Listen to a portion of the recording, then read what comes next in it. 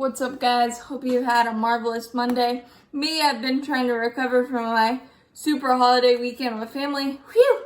But it was super fun, and of course today we get a mountain of sports news, first time in a while, and I've been kind of a glass case of emotions trying to digest it all, because some of it's happy and some of it's sad and unfortunate. And the other Braves news, Nick Markakis opting out and Felix Hernandez and how that affects the roster. I will do those in separate videos out of respect for both Nick Markakis, Felix Hernandez, and the entire roster situation. But I thought I would come on here and talk about the schedule and my initial impressions, just to give me more content and so you could see my beautiful face even more. And all I got to say is mark your calendars for July 24th as the Braves open up against the Mets and Jacob deGrom in New York. And then we play Tampa and for 4, which that's where the unbalancedness comes in, which I think we play Boston 6 times because they're our natural rival, which kind of puts us at a disadvantage against Washington because Washington plays Orioles 6 times, since Orioles are Washington's natural rival with the Beltway series, and that could hurt in terms of the quality of competition, because we only get to face Baltimore 3 times. We get to face the Blue Jays 3 times. And I know people are down on the Blue Jays, but I don't know why, because you've got all those young bashers with Bichette, Biggio, and Vlad Jr. Plus you've got Hyun-Jin Ryu added this offseason, and Tanner Roark, a 2-year, $12.5 million deal, I believe. Another veteran to that rotation as well. So I think people might be sleeping on the Blue Jays, and I think that's going to be a tough 3-game series as well. And then you got the standard Mets, which they can always toss deGrom, Stroman. I think they are going to feel the loss of Thor even more, just because Noah Syndergaard is Noah Syndergaard. He throws 105.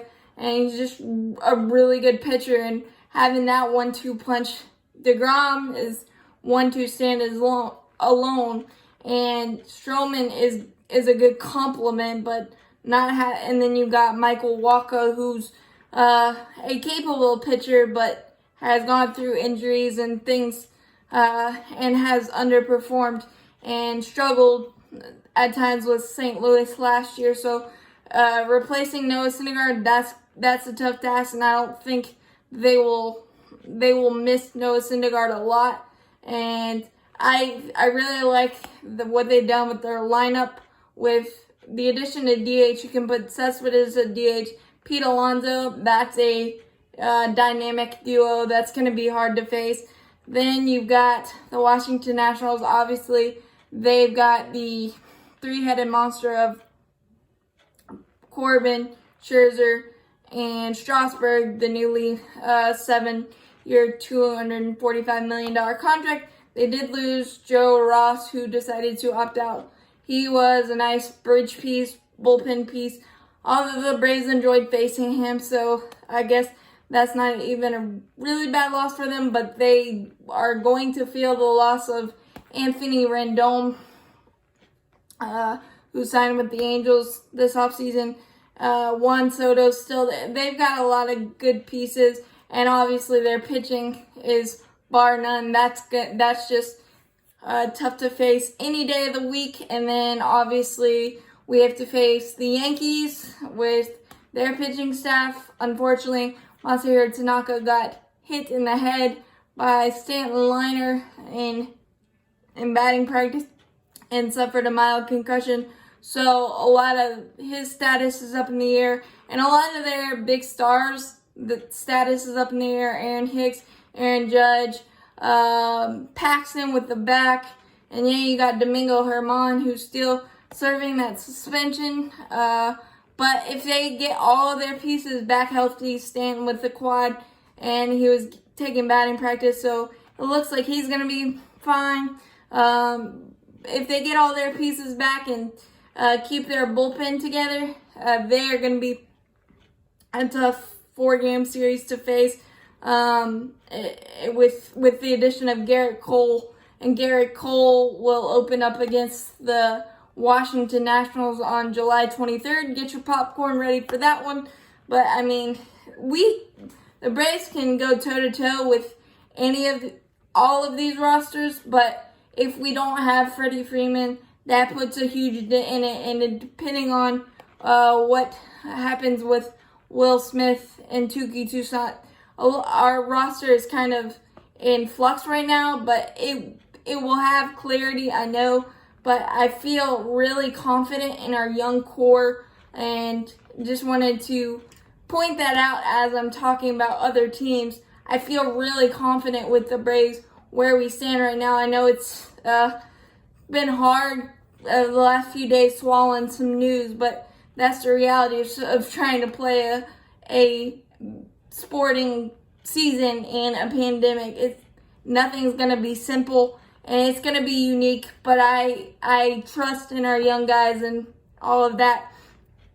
The Phillies are definitely, I think they are on my radar as the toughest team, with Aaron Nola, Jake Arrieta being back, being healthy, and being able to throw that curve changeup. He had to get rid of it because of the bone spurs, and now him back healthy.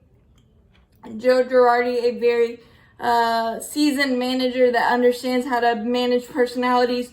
You got Bryce Harper, you got Andrew McCutchen, the table setter. You got a lot of good. Their bullpen is the question mark, just because I don't know the health of guys like David Robinson or Sir Anthony Dominguez, but I feel like they have all the pieces. Adding Zach Wheeler to the back end of their rotation with Aaron Nola at the top, that's going to be tough, especially since the Braves have to face the Phillies, all 10 of them in August, which is the meat of our schedule, and it's just going to be a fast-paced marathon thing that we all got to get used to. And then you got the Marlins. I haven't really spoken of them too much, but they've added veterans, Corey Dickerson, who did us in a few times with homers, clutch homers, and things of that nature. You got Matt Joyce.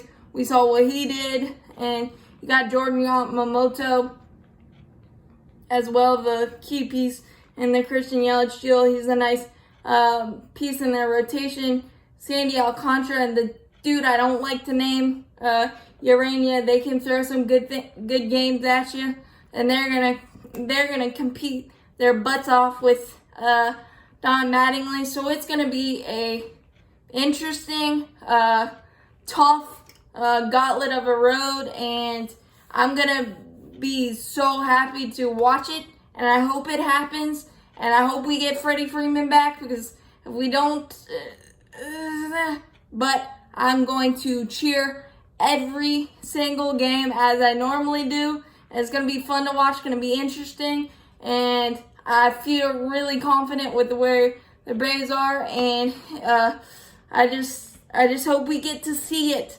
But as always, go Braves. That's my initial thought on the schedule release.